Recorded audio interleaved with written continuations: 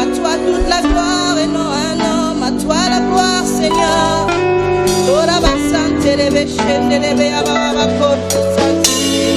Toi qui fais toutes choses, Seigneur, alors que la gloire te revienne. Te rendons toute la gloire, te rendons l'honneur. La puissance est à toi. Tout pouvoir t'a été donné. Le pouvoir n'est pas ailleurs. Le pouvoir n'est pas ailleurs. Il est en toi, il est en toi, il est en toi, Seigneur. Nous élevons son nom, Jésus. Nous élevons ton nom, Seigneur. Nous élevons ton nom et te bénissons, Seigneur. Nous reconnaissons que tu es Dieu. Nous reconnaissons que tu es notre source. Abba, notre source. Abba, notre source. Notre sauveur. C'est toi, Jésus. Tout appartient, Seigneur. Tout est à toi, Seigneur. Tout est à toi, Seigneur. Et c'est toi qui fais toutes choses. C'est toi qui fais toutes choses. Et nous voulons que Dieu merci. Merci, Seigneur.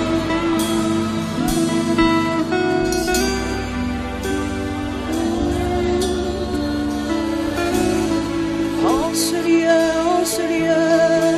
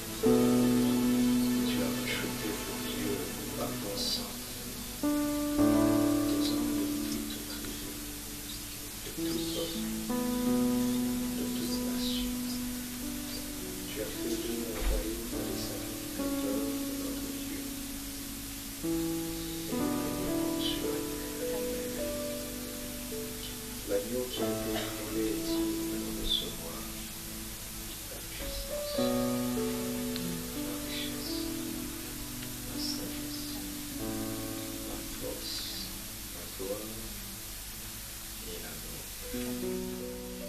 Tu en es digne, Seigneur. Même l'adoration que nous t'apportons vient de toi par l'Esprit. C'est l'Esprit qui inspire le cantique. C'est lui qui a inspiré la parole.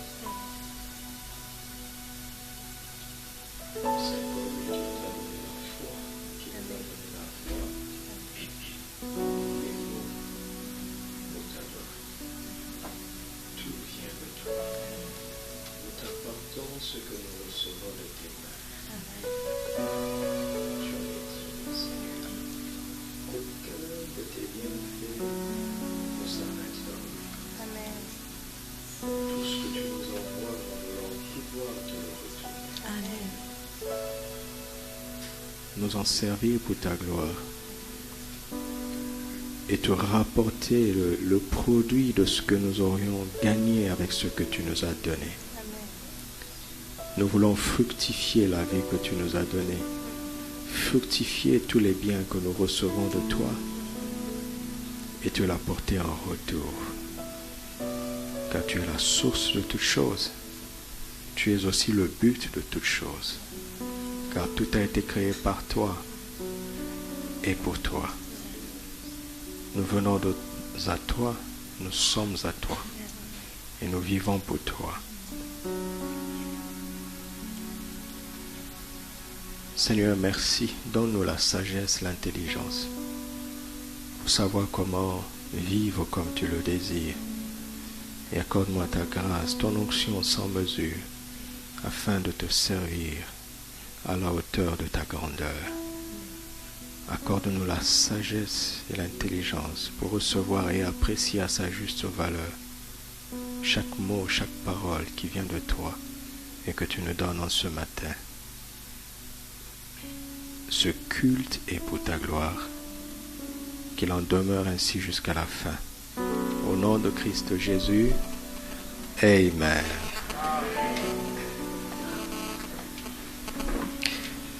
Alléluia. Sommes-nous heureux d'être dans sa présence? Nous sommes reconnaissants à Dieu juste pour aujourd'hui. Déjà, ce jour est un cadeau, n'est-ce pas? Nous sommes reconnaissants parce que nous sommes là. C'est encore grâce à lui, n'est-ce pas? Nous sommes reconnaissants d'avoir un espace, un cadre, un endroit où ensemble, pas chacun individuellement à la maison, mais ensemble, en ce dimanche, nous venons célébrer notre roi et lui porter toute notre attention parce que ce qu'il dit est important, n'est-ce pas? Alléluia. Soyez bénis, fortifiés, encouragés, restaurés par le Saint-Esprit.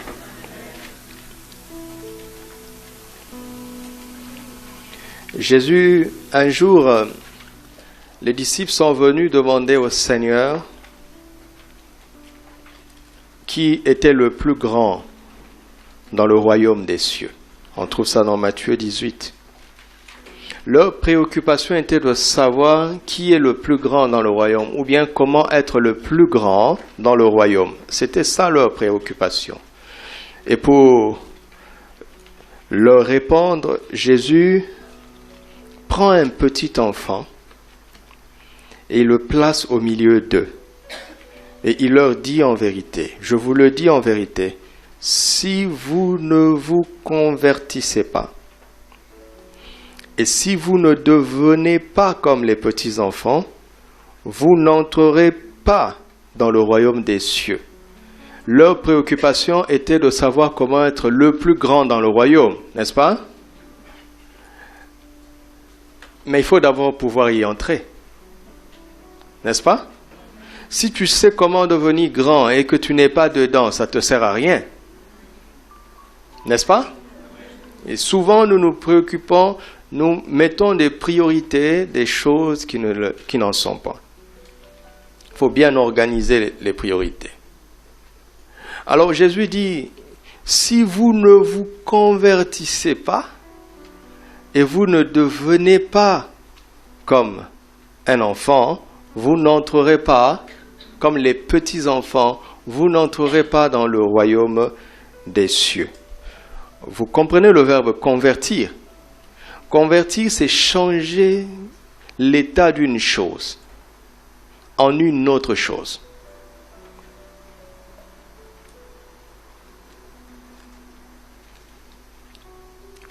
Il dit, pour entrer dans le royaume des cieux, il faut vous convertir et devenir comme des petits-enfants.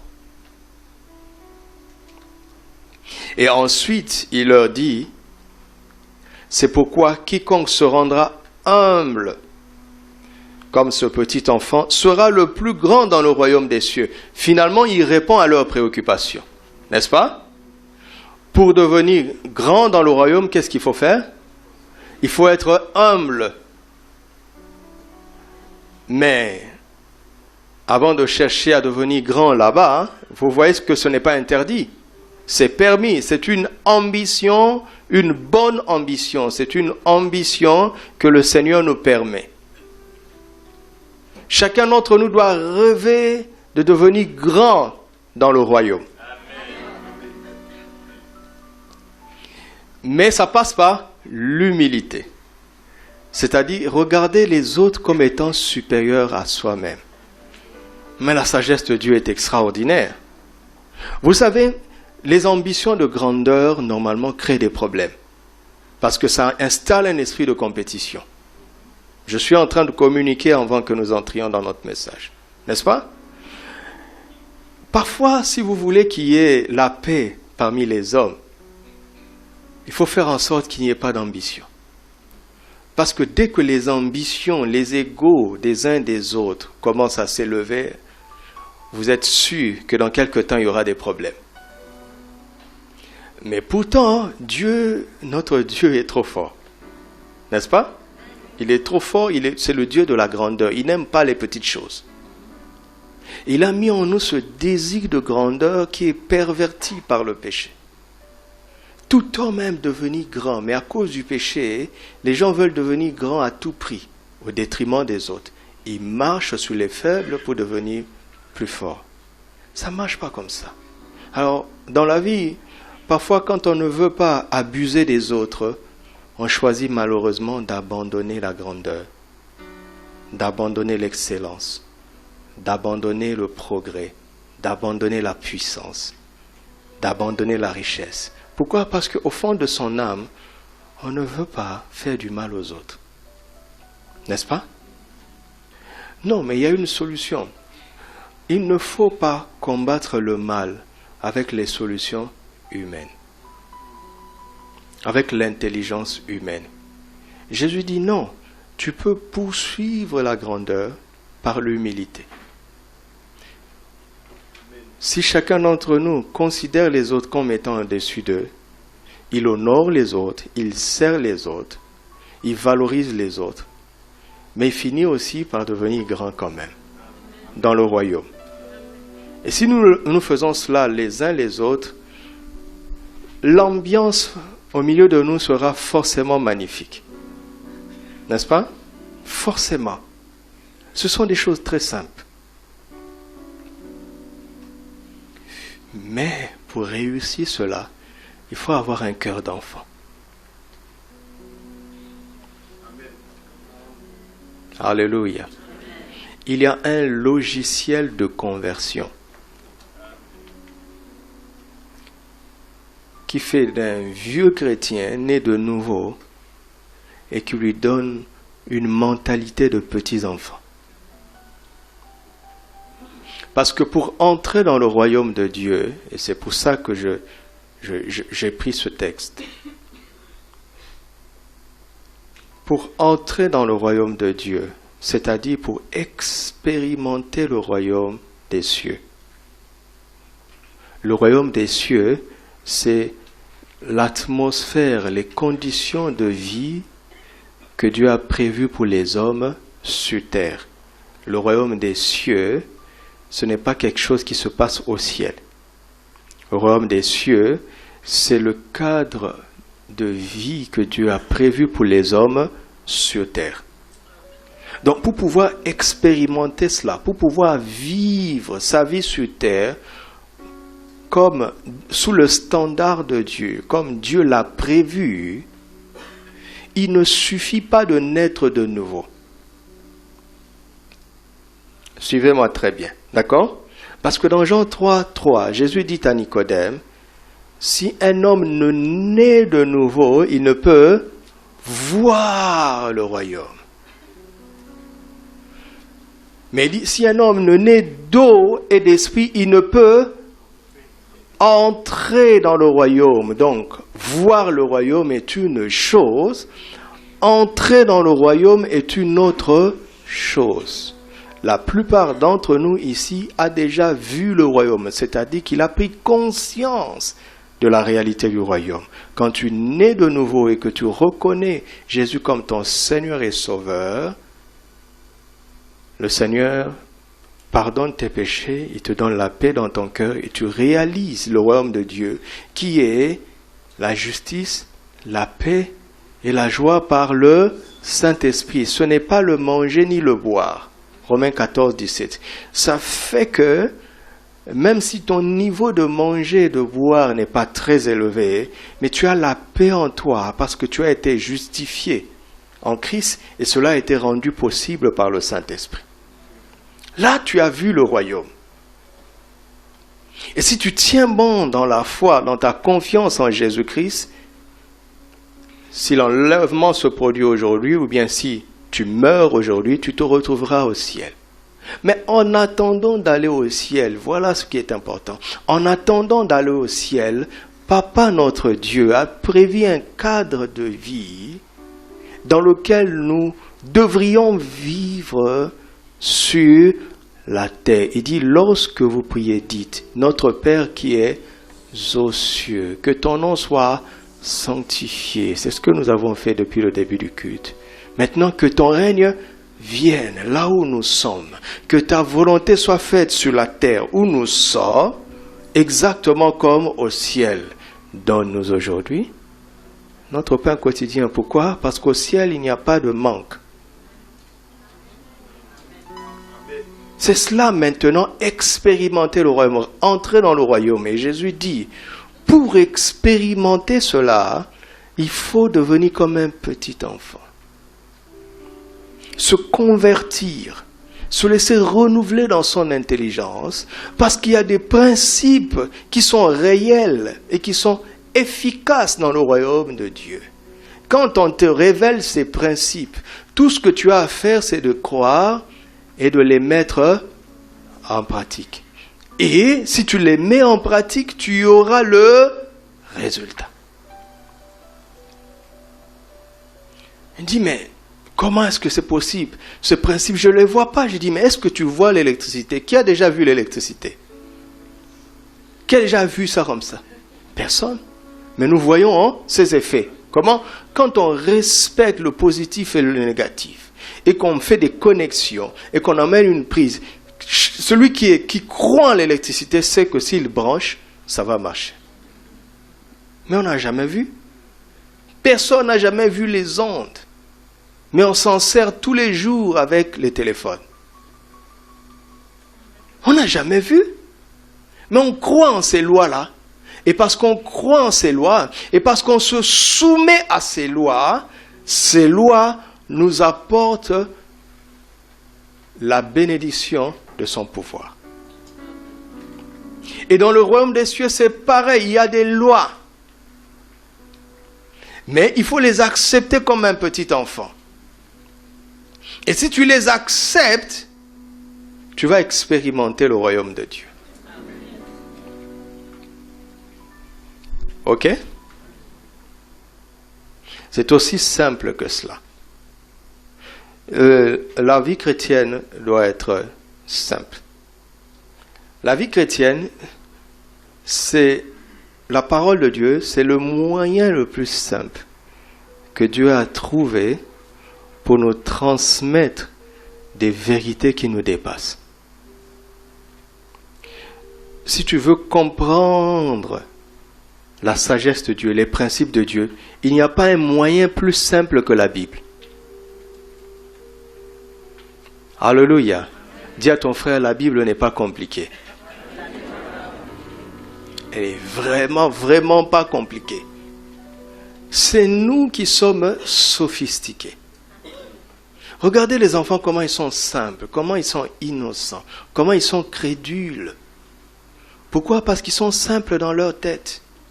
Ils ne raisonnent pas trop. Ce qui est blanc est blanc, ce qui est noir est noir. Ils ne connaissent pas le gris, ils ne sont pas au milieu. Mais c'est très simple. Et le problème dans l'Église aujourd'hui, c'est que nous sommes compliqués. Dans ce monde, il faut être sophistiqué, compliqué. Dieu dit, revenez, soyez comme des petits enfants envers ma parole. Alléluia. C'est pour ça que je vous parle comme un petit enfant. Je vous parle simplement.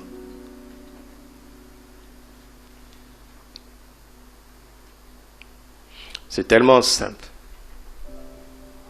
Par exemple, aujourd'hui, à l'intercession avant le culte, que Dieu bénisse le frère qui nous a conduits. Il est où, frère Eva?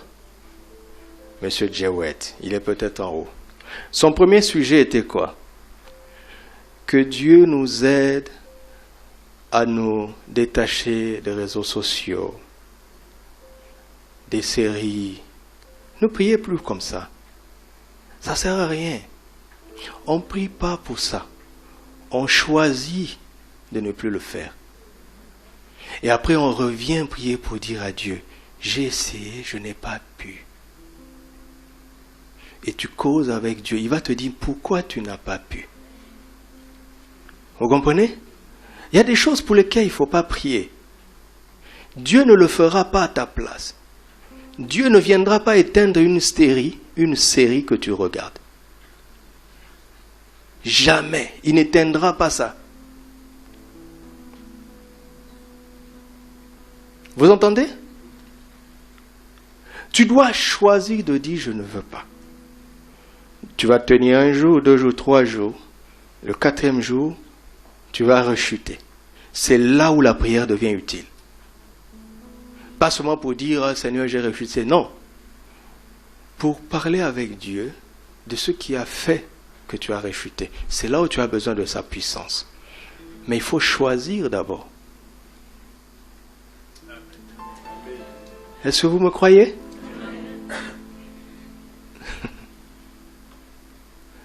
La vie chrétienne ne fonctionne pas comme ça. Elle ne fonctionne pas comme ça. Il faut être simple.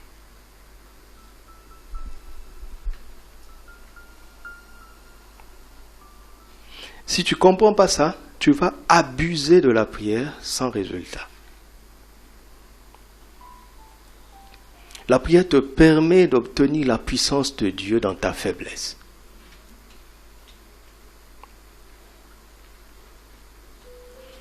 La puissance de Dieu ne vient pas dans ta force.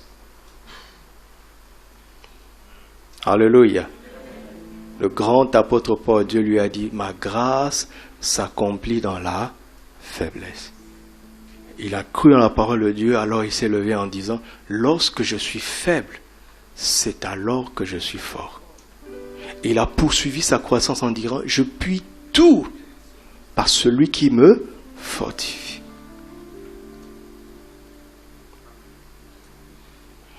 Là où tu es capable, tu n'as pas besoin d'aide.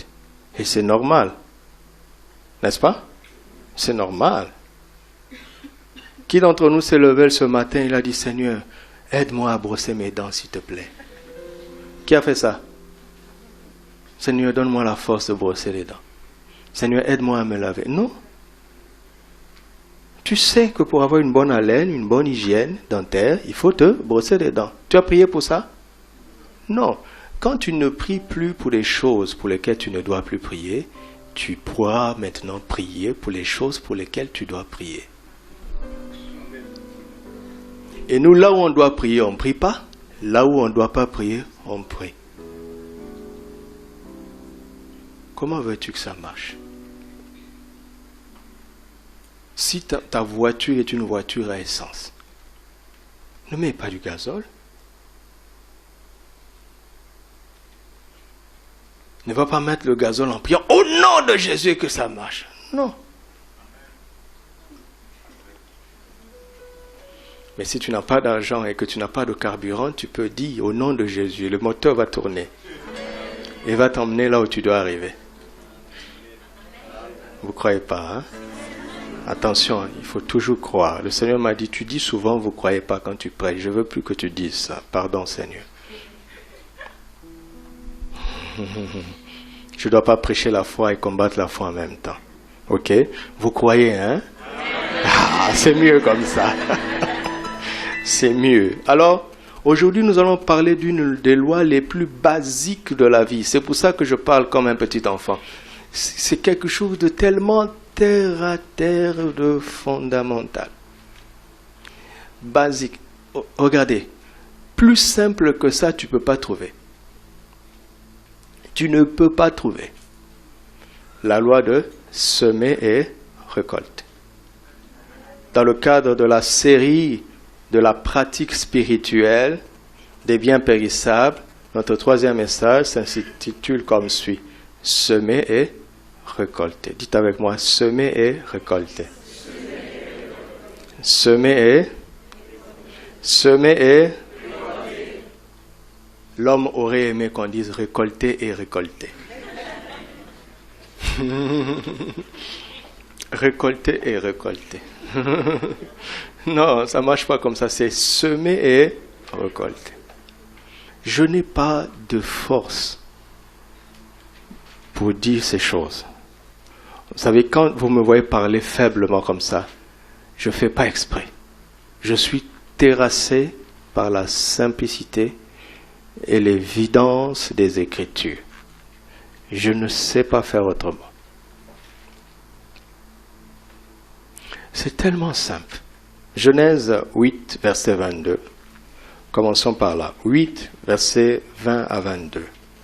Genèse 8, 20 à 22.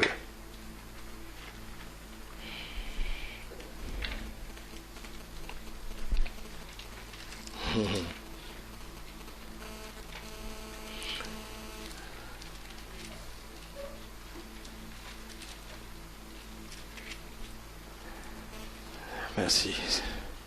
Noé bâtit un autel à l'Éternel.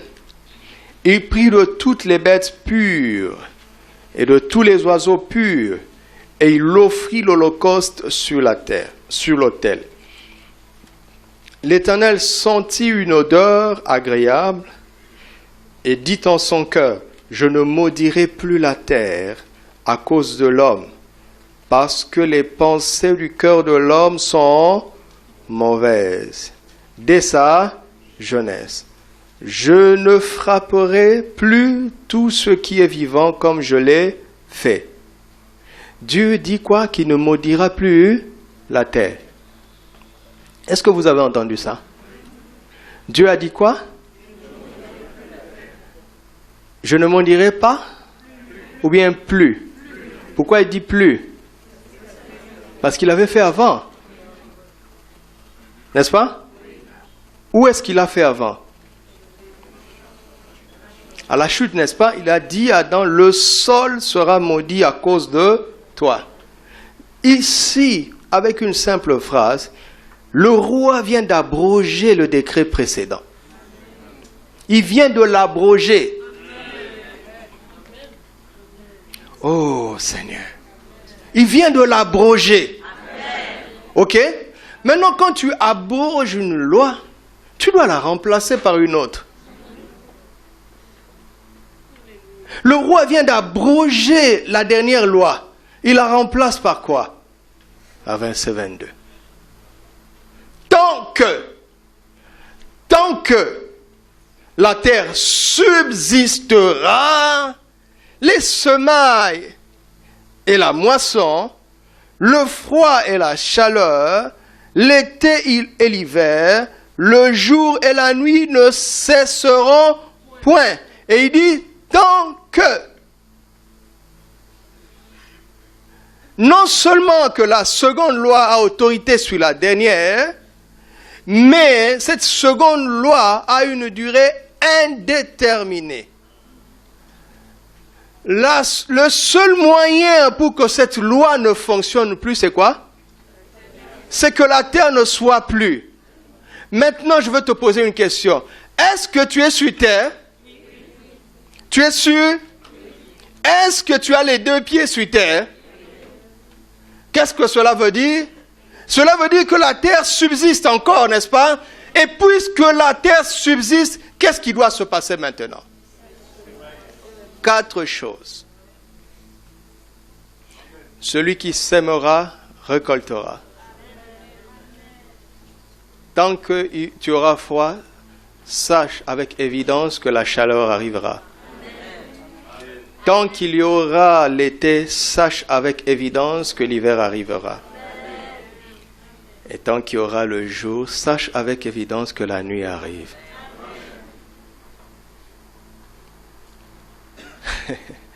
Quatre choses qui seront là tant que la terre existera.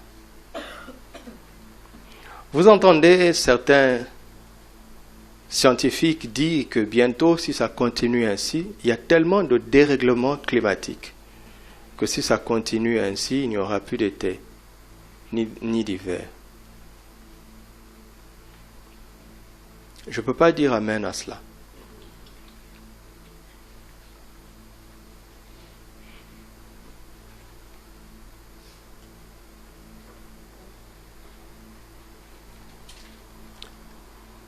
Aussi longtemps que la terre subsiste, celui qui sème récoltera. Aussi longtemps que la terre subsiste, celui qui sème récoltera. Donc, si sur terre quelque part il n'y a pas de fruits ni de légumes, c'est parce que les gens ne sèment pas.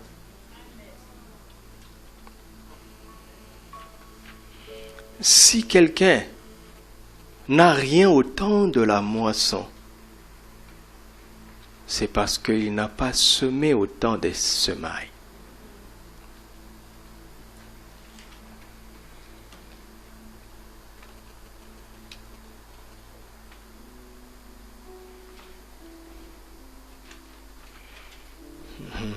C'est une loi. Dieu a dit à Job, dans Job 38, 33, il dit, connais-tu les lois du ciel? Règles-tu leur pouvoir sur la terre? Alléluia. Dieu a montré à Job, après toutes ces réflexions, parce que le pauvre était secoué par tous ces drames qui lui sont arrivés, n'est-ce pas? Et il a parlé avec des raisons. Et ses amis ne l'ont pas aidé non plus. Jusqu'à ce que Dieu lui-même vienne et qu'il commence à parler à cet homme. C'est merveilleux les paroles, tout ce que Dieu dit à Job. Mais en l'occurrence ici, il lui dit, connais-tu les lois du ciel? Cela veut dire que le ciel est régi par des lois. La version du Sommeur dit, connais-tu les lois qui gouvernent le ciel? Le ciel n'est pas un endroit au hasard, désordonné, désorganisé. Le ciel est un endroit bien organisé qui est gouverné par des lois. Ça, c'est la première chose. C'est ce qu'on appelle les lois du ciel, ou bien les lois spirituelles, ou bien les lois du royaume des cieux. Deuxième chose, après la connaissance des lois du ciel, il dit, règles-tu leur pouvoir sur la terre? Il est en train de dire, les lois du ciel sont tellement fortes qu'elles peuvent contrôler la terre, mais il faut que tu saches régler leur pouvoir sur la terre. Est-ce que tu sais les régler? Est-ce que vous savez qu'un remède, un médicament, est un produit dangereux? chaque médicament, chaque produit chimique peut être un remède ou un poison. Il faut savoir régler son pouvoir, donner la dose qui convient selon l'âge, selon le poids. Alléluia. J'ai eu un oncle qui a tué son bébé de 3 mois. L'oncle était illettré, il est venu tout droit du village, mais il était très courageux, comme c'est un battant, il travaille, et il a pu avoir un peu de moyens par son travail. Il s'est construit une maison, il a fait des choses, il a pu avoir des choses avec le temps. Mais les gens ne savaient pas qu'il ne savait pas lire. Nous savions. Vous avez quelqu'un qui a une voiture, qui a quelques commerces, il va voir un médecin, il est bien habillé, il a une apparence remplie d'assurance, il emmène leur bébé, lui et sa femme, qui sont venus tout droit du village, ils ne savent pas lire. Ils emmènent leur bébé de 3 mois à l'hôpital, le bébé avait la fièvre. Le médecin dit, chez nous on dit malaria, c'est la malaria ou le paludisme. On lui a donné des comprimés. Il dit, tu donnes le quart du comprimé de 500 mg, tu donnes le quart toutes les 6 heures. Mais bon, le médecin n'a pas expliqué comme moi. Il a écrit avec leur écriture, vous savez. Il lui dit, tu comprends? Il a dit oui. Mais lui, il ne sait pas lire. Ils arrivent à la maison. Comprimé entier de 500 mg. Il donne au bébé. Et chaque minute touche. 30 minutes plus tard, la fièvre ne baisse pas. Il dit, ajoute. Deuxième comprimé de 500 mg. 30 minutes plus tard, la fièvre ne baisse pas. Ajoute. 30 minutes plus tard, la fièvre a baissé radicalement. L'enfant est devenu froid. Il est mort. On n'a pas dit à la police, sinon il allait se retrouver en prison. Il a mal réglé la puissance de ce médicament, qui a un pouvoir extraordinaire. Alléluia. Dieu est en train de dire à Job, attention mon ami, les lois du ciel sont très fortes. Est-ce que tu sais régler leur dosage sur la terre? Ok. Alléluia. Amen. Est-ce qu'il y a quelqu'un qui est prêt à croire? Amen. Maintenant, la Bible commence. La Bible commence, au commencement, Dieu créa les cieux et la terre. La terre était en forme vide, il y avait des ténèbres à la surface de l'abîme et l'Esprit de Dieu se mouvait au-dessus des eaux. Il n'y avait aucun problème dans les cieux et le chaos sur la terre. Dieu va utiliser les lois du ciel pour réorganiser, réparer, restaurer, embellir la terre. Amen. Comment? Par sa parole et la puissance du Saint-Esprit.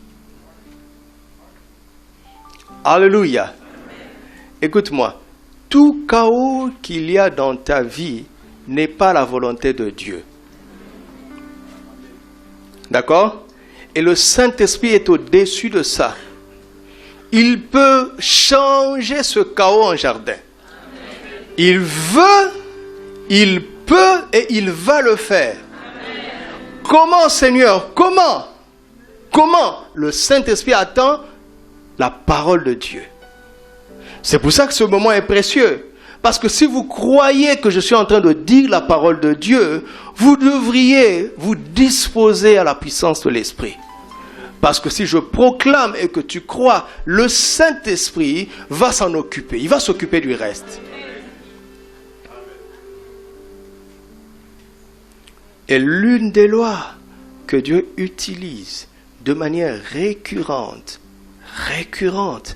dans Genèse 1, c'est la loi de la semence. Dieu a créé chaque espèce en la dotant de la capacité intégrée de se reproduire selon son espèce. Est-ce que vous me suivez? Qu'est-ce que cela veut dire? Chaque être vivant, chaque créature vivante de Dieu est venue avec en elle-même le potentiel sans fin de reproduction afin que son espèce se conserve sur la terre. Quand Dieu a créé le premier chien, vous m'entendez? Suivez ça très bien. Il n'est plus responsable de la conservation de cette espèce. Il a mis dans le chien la vie et la semence, c'est-à-dire une graine qui contient tous les chiens dont on aura besoin tant que la terre existera. Il en a fait ainsi de chaque arbre, de chaque animal. Et pour vous montrer à quel point Dieu respecte ses lois, quand il a voulu détruire la terre par le déluge, il n'a pas dit détruisons tout, je créerai encore. Ce serait une contradiction. Il se contredirait lui-même. Donc il a choisi 2 de chaque espèce et les a mis dans l'arche. Pourquoi? Parce que si le chien avait refusé d'entrer dans l'arche, tu ne connaîtras pas de chien aujourd'hui. Vous savez qu'il y a des espèces qui ont disparu. Pourtant Dieu existe parce qu'il n'en est pas responsable. Et si la graine n'est pas semée, l'espèce disparaîtra. C'est une loi fondamentale, capitale.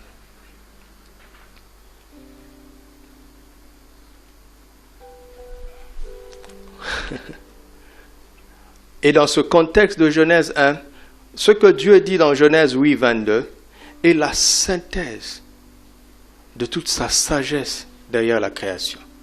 Dans le contexte de Genèse 1, on voit la venue, la création du soleil, n'est-ce pas? Donc de la chaleur. Ok? Et quand le soleil se couche, donc la chaleur s'en va. Donc la chaleur et le froid existent dans Genèse 1. Et puis on dit, il a pris des luminaires pour marquer les époques et les saisons, n'est-ce pas? Donc l'été, l'hiver existent déjà dans Genèse 1. Et puis, le jour et la nuit. Il eut un soir, il eut un matin, ce fut le premier jour. Il eut un soir, il eut un matin, ce fut le... Tout existe là-bas. Donc, quand Dieu est en train de recommencer l'histoire de la création, avec les seules 9 personnes qui restaient sur la terre, Noé et sa famille, il est en train de recommencer l'histoire humaine sur la terre en respectant les principes qu'il avait établis dans Genèse 1. Et il le synthétise dans Genèse 8, 22. Alléluia. Alléluia. Maintenant, 2 Corinthiens 9, versets 6 à 11, va nous montrer la relation, la connexion entre la loi de semer et de récolter et notre saison. 2 Corinthiens 9, versets 6 à 11. Il dit, sachez-le, celui qui sème peu, moissonnera comment? Et celui qui sème abondamment, moissonnera comment? Arrêtons-nous d'abord là-bas. Et celui qui sème pas, voilà. Mais Paul ne peut pas dire ça. Vous savez, l'église d'où je viens, j'ai été fidèle dans cette assemblée pendant 10 ans. 10 ans. Un jour, un de nos responsables est venu me voir et me dit, mais est-ce que tu as remarqué ce que notre pasteur fait? Et il m'a dit ça, et depuis cet instant, j'ai observé notre pasteur. C'est lui qui priait pour les offrandes. Nous avions l'habitude de faire cette prière. Seigneur, merci pour ce que tu as, ceux qui ont donné. Multiplie ceux qui n'ont pas, multiplie ceux qu'ils ont donné. Et ceux qui n'ont pas pu donner, donne-leur afin que demain ils puissent donner. Je suis venu dans l'église, j'ai entendu tous les responsables prier comme ça, et moi aussi j'ai répété la même prière. Nous nous sommes rendus compte que notre pasteur n'a jamais prié pour ça. Notre pasteur n'a jamais prié pour ceux qui n'ont jamais donné. Il dit toujours, bénis ceux qui ont donné, point barre. Quand il m'a dit ça, ça fait plus ou moins 5-6 ans que j'ai observé. Jamais, vous entendez, jamais il a dit, il a demandé à Dieu de bénir ceux qui n'ont pas donné. Voici quelqu'un qui connaît Dieu.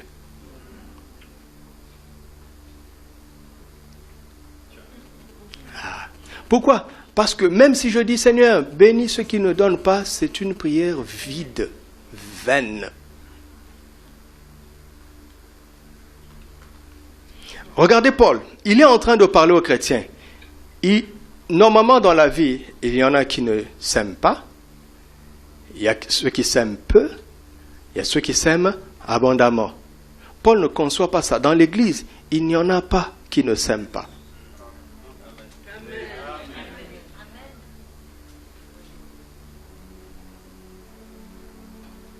Comment je vais faire pour avancer? Tellement le verset 6 me semble réel. Je dis, Seigneur, comment je peux même faire pour avancer? Ça déjà, ça suffit pour changer la vie. Celui qui ne sème pas ne moissonnera pas. Celui qui sème peu moissonnera peu. Celui qui sème abondamment moissonnera abondamment. Pourquoi? La moisson est toujours supérieurement proportionnelle à la semence. Tu ne peux pas semer peu et t'attendre à moissonner abondamment.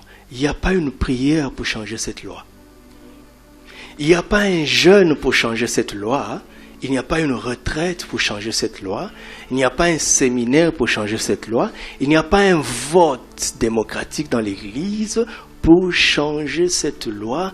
Il n'y a rien à faire parce que comme ce n'est pas la parole de Dieu, la puissance de Dieu ne peut pas l'accompagner.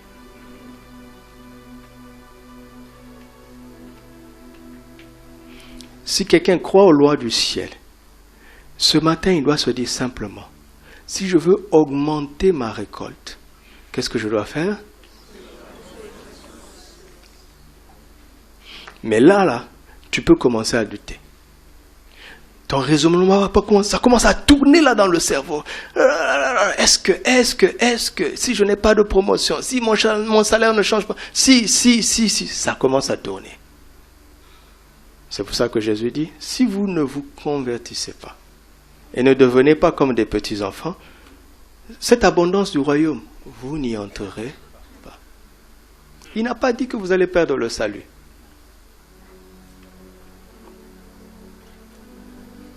Vous croyez, n'est-ce pas?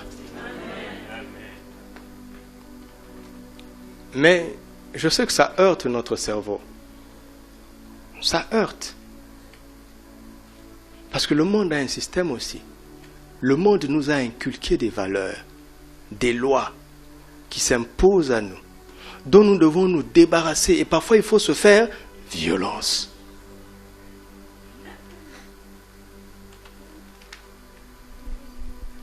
Dites-moi dans la Bible s'il y a une séquence où personne n'a rien eu à donner à Dieu. Si vous trouvez ça, envoyez-moi le verset.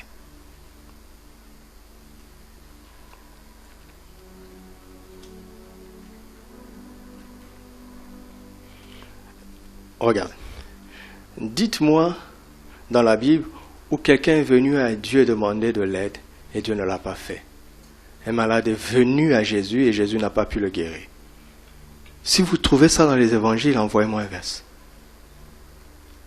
Quand les gens disent « Oh, le Seigneur ne guérit pas toujours », je dis « Mais où est-ce qu'ils ont pris ça ?» Où est une séquence dans les Écritures où un malade est venu à Jésus et Jésus ne l'a pas guéri?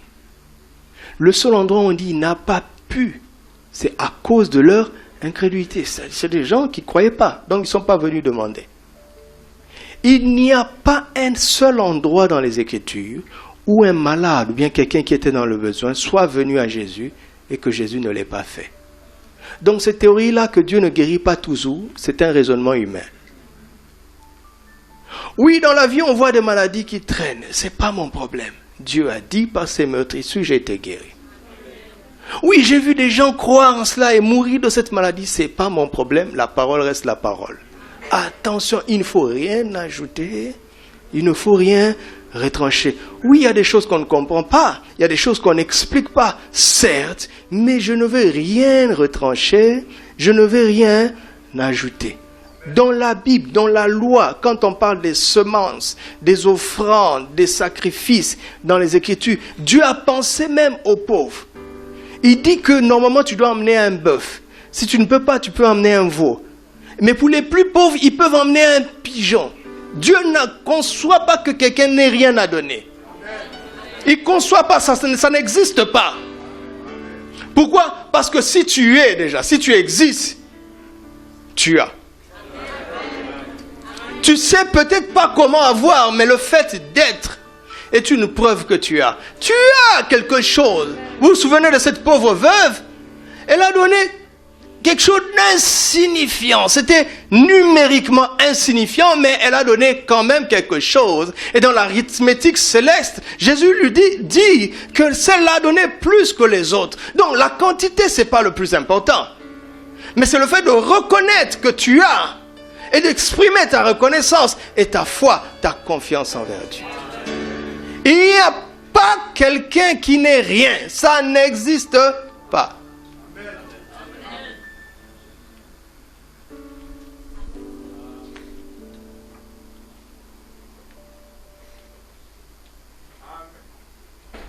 Celui qui sème peu, moissonnera peu. Celui qui sème abondamment, moissonnera abondamment. Bon, un homme intelligent qui sème lui-même, quelle part il doit choisir dans le verset 6? Quelle part il doit choisir? C'est un choix. Il ne dit pas, vous devez tous semer abondamment. Non, non, non. Il dit, c'est à ta portée.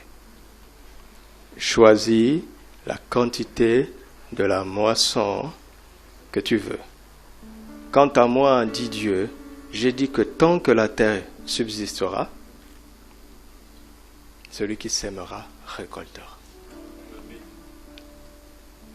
Ok. Ok. Vous avez déjà fait un peu d'agriculture? Vous avez déjà fait un peu d'agriculture? Parfois, on sème et ça commence à germer et les oiseaux viennent manger, piller. N'est-ce pas? Ça ne veut pas dire que la loi n'a pas fonctionné. Alors qu'est-ce qu'on fait? On sécurise la semence par la dîme. Il dit, pour vous, je menacerai celui qui dévore.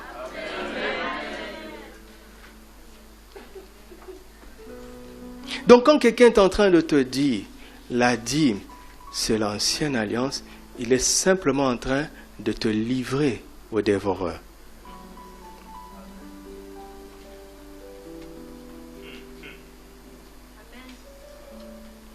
Vous voyez avec quelle simplicité, avec quelle évidence les Écritures nous sautent aux yeux. Vous voyez ça?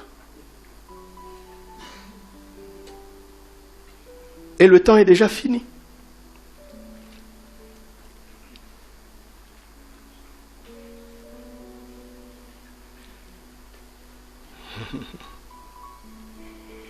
La première fois où Dieu m'a dit, ne dis plus jamais que tu n'as rien.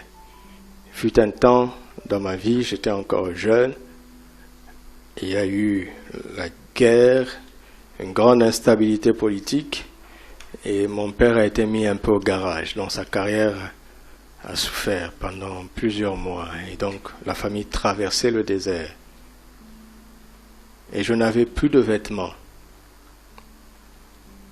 Mais, en tant qu'ancien riche, j'avais une valise de grande valeur, parce que nous fûmes riches.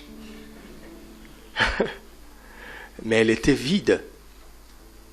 Il n'y avait plus rien dedans, mais c'était une valise de grande valeur.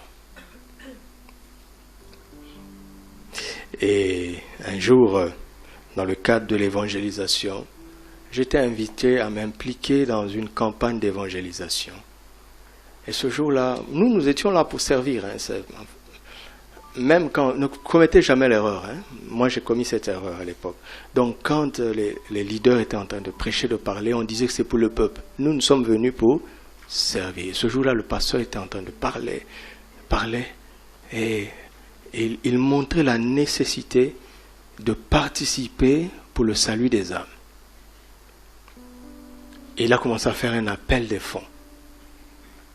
Mais nous étions de l'autre côté des serviteurs, c'est-à-dire que nous connaissions les chiffres et le mouvement avait besoin d'argent, vous comprenez? C'est nous qui allons travailler, donc nous allons déjà dépenser beaucoup d'énergie et d'ailleurs nous le faisons gratuitement, donc nous aidons Dieu, tu vois?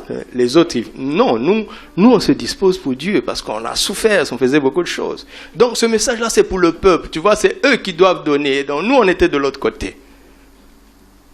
Et à un moment, l'Esprit est descendu sur moi. Il a commencé à m'interpeller, il dit, ouvre ton oreille. C'est pour toi. Comment ça? Donner. Mais tout ce qu'il disait était juste.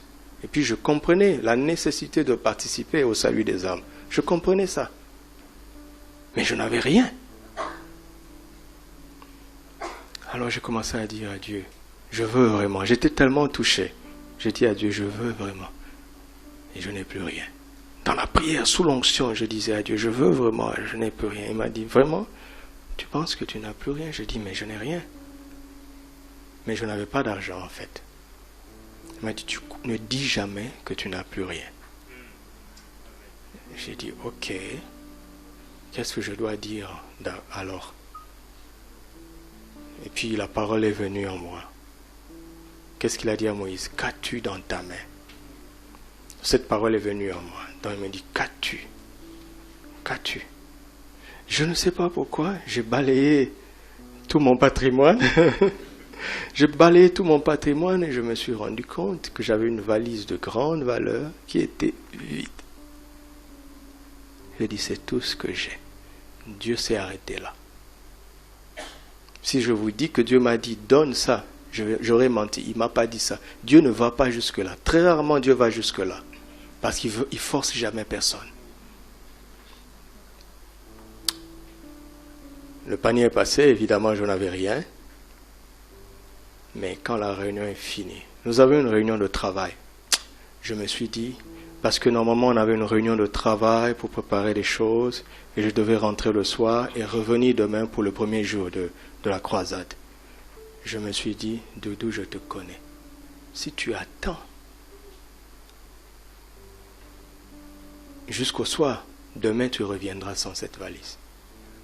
Alors j'ai dit au pasteur, excusez-moi, je rentre vite à la maison, j'ai une urgence. C'était une très longue distance. Je suis parti et je suis revenu. Dès que le pasteur m'a vu là, il a commencé à rire. Parce que quand je revenais, les gens me disaient, oh tu voyages? Je traînais une belle valise, vide. Le pasteur connaissait le Saint-Esprit. Quand il m'a vu, alors que les autres me disaient, tu voyages? Ou bien les autres disaient, comme à un moment donné on allait dormir là-bas, il dit, mais tu n'as pas besoin d'une grosse valise. Tu vois? Donc les collègues parlaient, quand le pasteur m'a vu, il a ri. Et puis il m'a dit, courage. Il a prié pour moi. Je lui ai dit, pasteur, estimez à peu près la valeur, vendez. C'est ma contribution. Et à l'église, quelqu'un l'a acheté à plus que son prix, qui était déjà élevé.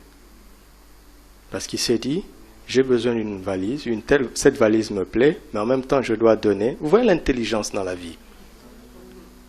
Parce que si on va dehors, tout ce que tu revends perd son prix, n'est-ce pas?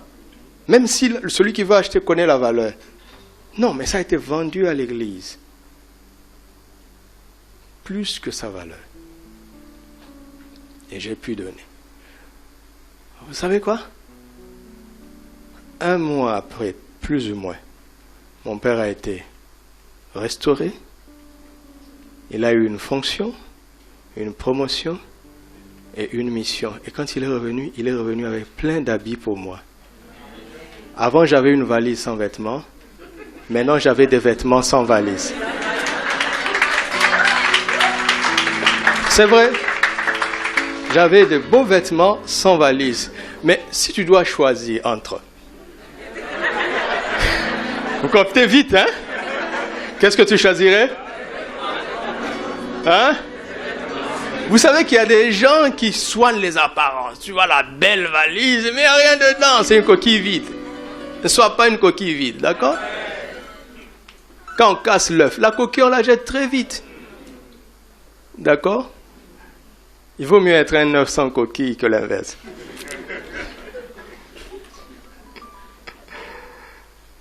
Alléluia.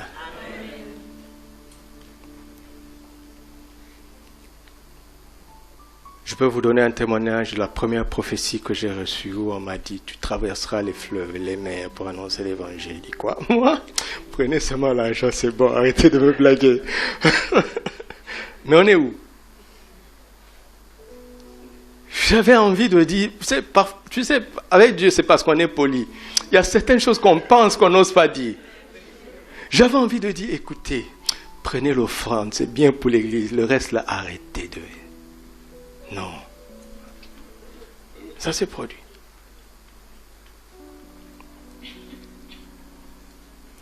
Maintenant, le piège, c'est que l'ennemi veut te persuader que tu n'as rien. Pourquoi? Juste pour que tu ne sèmes pas.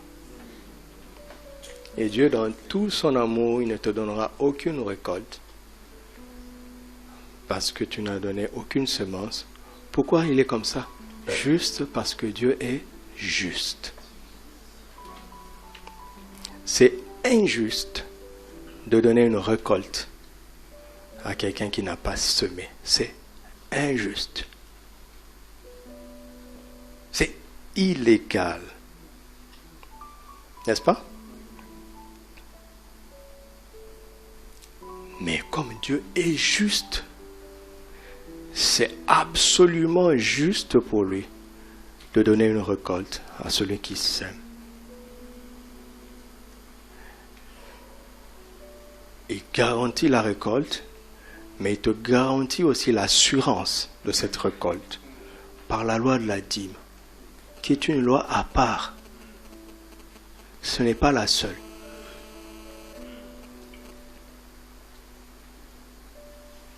Pour vous, je menacerai celui qui dévore. Il dit, mettez-moi ainsi à l'épreuve, dit l'Éternel. Et vous ne verrez pas si je n'ouvrirai pas pour vous les écluses des cieux. Ok? Je pense que ça suffit. C'est une dose suffisante. Amen. Parlons au Seigneur.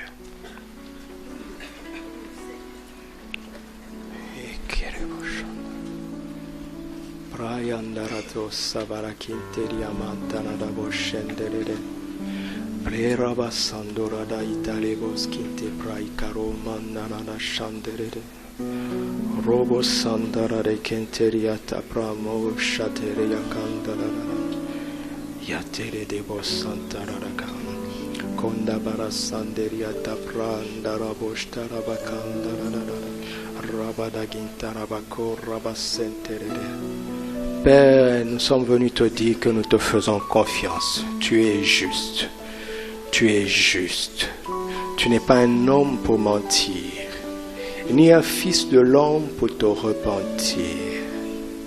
Ce que tu dis, tu l'accomplis. Tu ne peux pas nous tromper. Oh non, non, non. Tu ne peux pas non plus nous piéger. Tu ne peux pas nous tenter. Car il est écrit que Dieu ne tente personne et il ne peut lui-même pas être tenté. Tu ne peux pas nous tenter, tu ne peux pas nous piéger, tu ne peux pas nous tromper, tu ne peux pas nous mentir. Ta parole est la vérité. Nous la recevons avec foi. Alléluia. Commence à dire à Dieu que tu reçois sa parole avec foi. Parle, je t'en prie, parle à ton Père qui est ici et qui est juste. parle-lui, dis-lui que tu reçois sa parole avec foi. Et si quelque part tu sens une résistance au-dedans de toi, une réticence ou un doute, demande sa grâce et rejette cela. Et demande à Dieu de t'aider afin que ta foi soit entière, qu'elle soit totale. Seigneur, je ne veux pas attendre de voir pour croire. Je ne veux pas attendre de voir pour croire. Tu as dit à Thomas, parce que tu as vu, tu as cru. Heureux ceux qui ont cru sans avoir vu. Seigneur, je veux ce bonheur que tu as promis à ceux qui n'attendent pas de voir pour croire. Je veux ce bonheur, Seigneur. Je le veux pour ce peuple que nous sommes. Seigneur, je ne peux pas tout expliquer comment tu vas t'y prendre dans ma situation. Mais tu m'as révélé une loi du ciel. Alors, je vais la mettre en pratique. Et donne-moi la sagesse de régler son pouvoir sur la terre, là où je me trouve, dans la situation où je me trouve. Seigneur, je crois en ta parole et je veux la mettre en pratique. Dès maintenant. Il n'y a rien sur la terre qui puisse s'y opposer, car tu as déjà solennellement parlé. Tant que la terre subsiste, cette loi fonctionne. Et je veux qu'elle fonctionne en ma faveur. Je veux qu'elle fonctionne en notre faveur. Je veux qu'elle fonctionne en faveur de l'Église. En faveur de l'Église. Alléluia. Je veux faire un appel que le Seigneur me dit de faire. Nous nous rendons compte en nous exposant aux Écritures de cette façon, à quel point comment le diable trompe et nous vole. Si quelqu'un ce matin se rend compte que l'ennemi l'avait trompé dans ce domaine, dans les dîmes et dans les semences en abondance, il se lève maintenant pour demander la grâce de Dieu sur sa vie et sortir du pouvoir de cette ruse, sortir du filet de l'ennemi. Celui qui a besoin de cette grâce se lève, afin que l'ennemi ne te trompe plus dans ce domaine.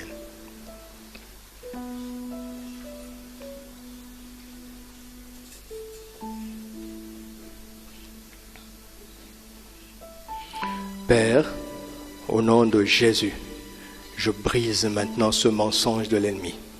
Son effet dans la vie de mon frère et de ma sœur dès maintenant, je brise cela au nom de Jésus. Au nom de Jésus, je brise ce filet de l'ennemi.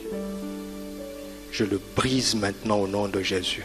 Père, au nom de Jésus, je brise la puissance de tous les raisonnements contraires qui ont tenu mon frère loin de ta grâce. Je brise cela maintenant. Au nom de Jésus, je proclame la liberté. Car tu as dit, vous connaîtrez la vérité, elle vous affranchira. Je proclame sur la base de ta parole et par la puissance du Saint-Esprit et l'autorité de l'onction que tu m'as donnée, je proclame la vérité. Je proclame la liberté. Je proclame la liberté.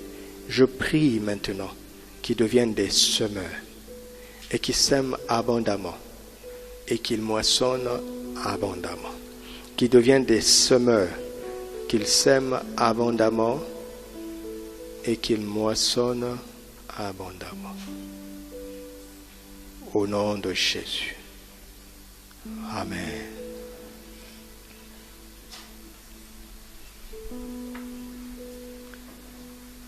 N'ayez pas peur du froid. Il passera, la chaleur arrivera. N'ayez pas peur de l'hiver. Ça passera, l'été arrivera. N'ayez pas peur de la nuit. Elle passera, le jour arrivera. Ne comptez pas vos nuits. Dieu n'a pas compté le nombre de nuits. Il a dit, il y eut un soir et il y eut un matin. Ce fut le premier, ce fut le deuxième, ce fut le troisième jour. Et ainsi de suite. Ne comptabilisez pas vos difficultés. Ne comptabilisez pas vos manques. Ne comptabilisez pas vos souffrances. Ne comptez pas avec ce que vous n'avez pas encore. Ne comptez pas sur ce que vous avez perdu. Ça ne sert à rien. Comptez avec ce que vous avez. Comptez avec ce qui vous reste. Et semez cette graine. Et la grâce de Dieu vous accompagnera. Semez cette graine. Et la grâce de Dieu vous accompagnera. Aussi longtemps que la parole de Dieu est la vérité. Que cette parole s'accomplisse dans ta vie au nom de Jésus. Que cette parole s'accomplisse sur l'Église au nom de Jésus. Nous sommes des semeurs. Nous sommes dorénavant des semeurs. Nous sommes dorénavant des semeurs. Nous sommes dorénavant des semeurs.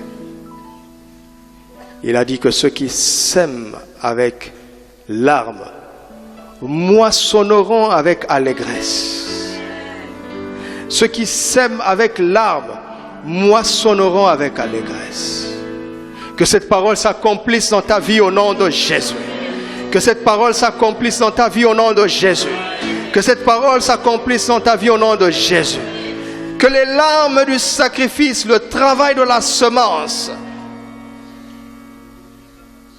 ne t'attriste pas.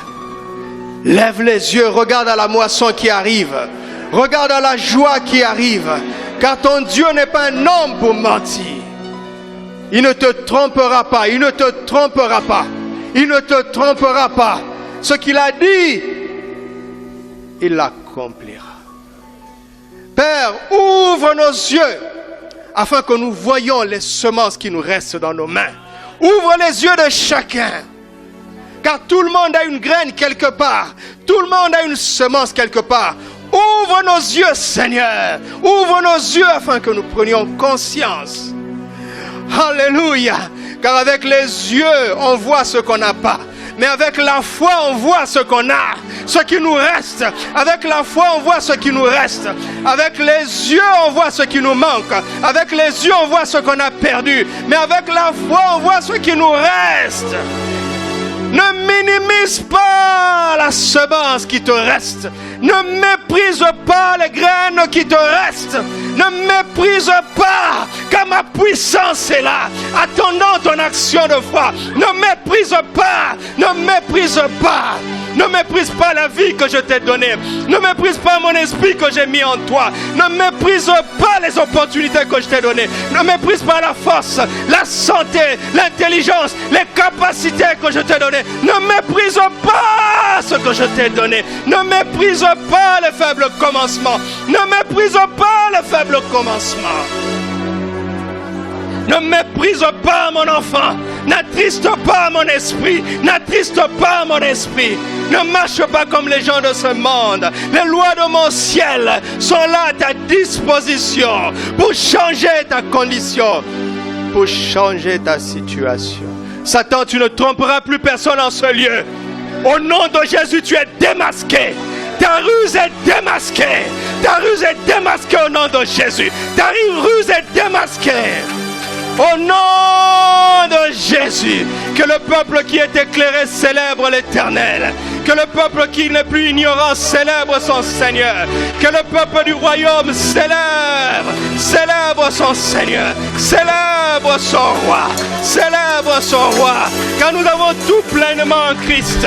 Il est le chef de toute domination et de toute autorité. Béni soit Dieu, le Père de notre Seigneur Jésus, qui nous a bénis de toutes sortes de bénédictions spirituelles dans les lieux célestes en Christ. Je suis en Christ et je vis dans l'abondance. Je suis tellement béni. Je suis comblé de grâce.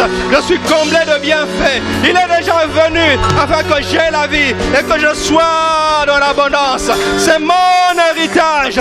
Je le crois, Père. Et je te bénis de tout mon cœur.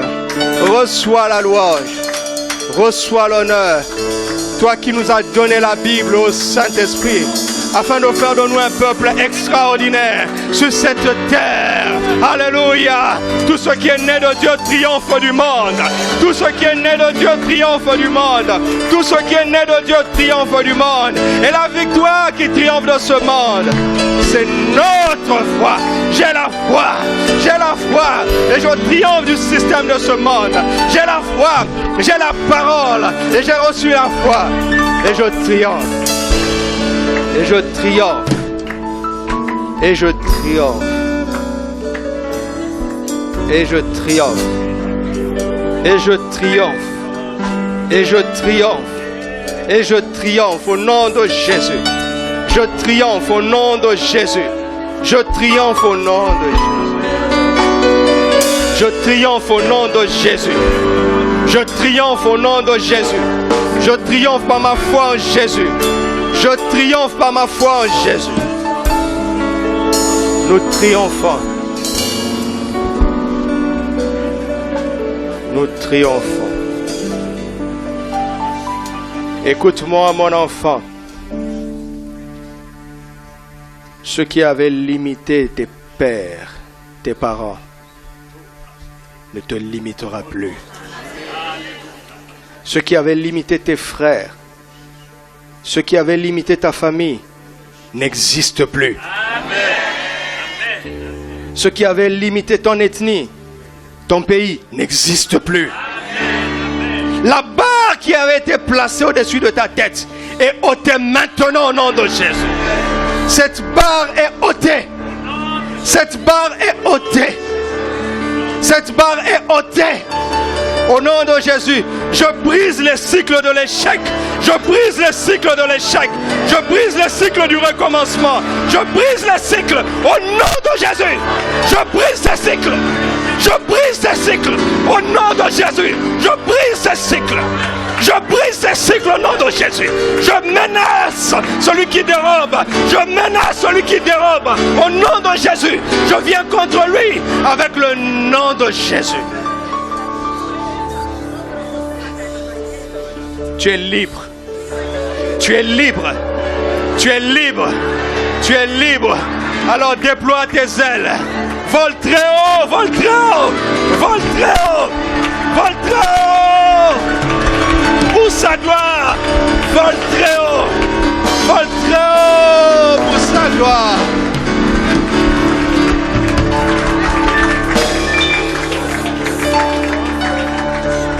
Oh, paradio santemrai, iganto barashandere teklaim, rogia sente bandara baboshem, ranta kedebo saradagam, ikanto braite keredebosem, rokotobo sanderede, pramandere de starotakam, rikabo sandarada, yente kerebashanto, rokobo sinta baraye, irada da da da da da, romante karabayasha.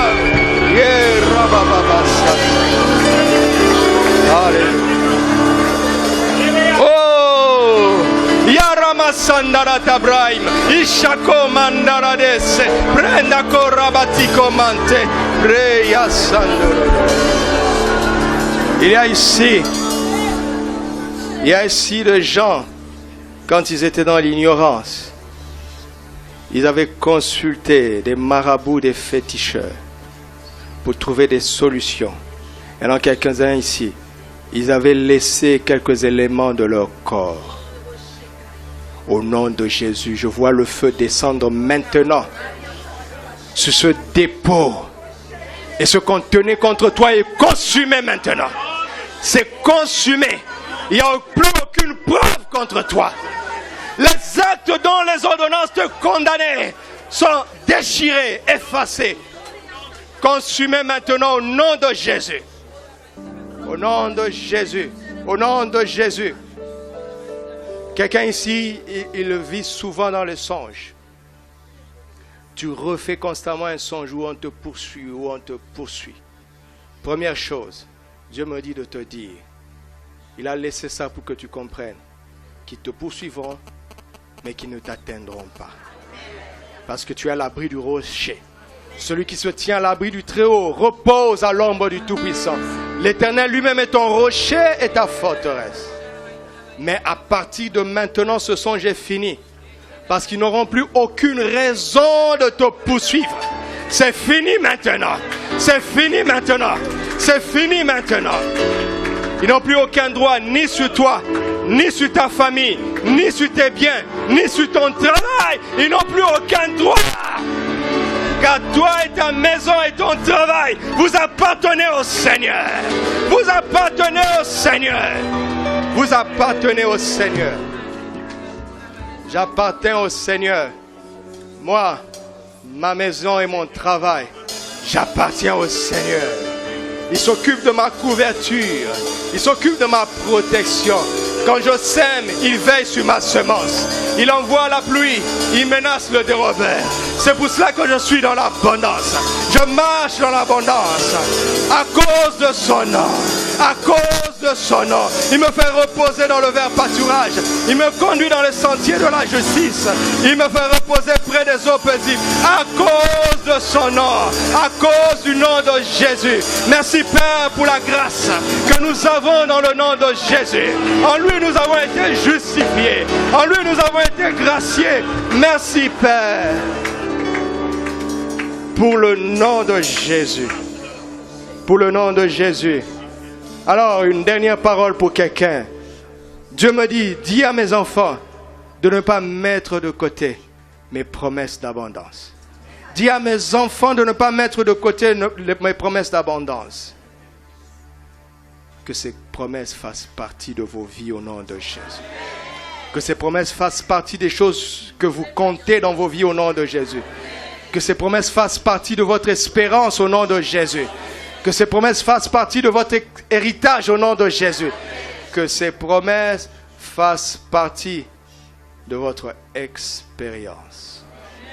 Au nom de Christ Jésus. Alléluia. Bénissons le Seigneur. Alléluia.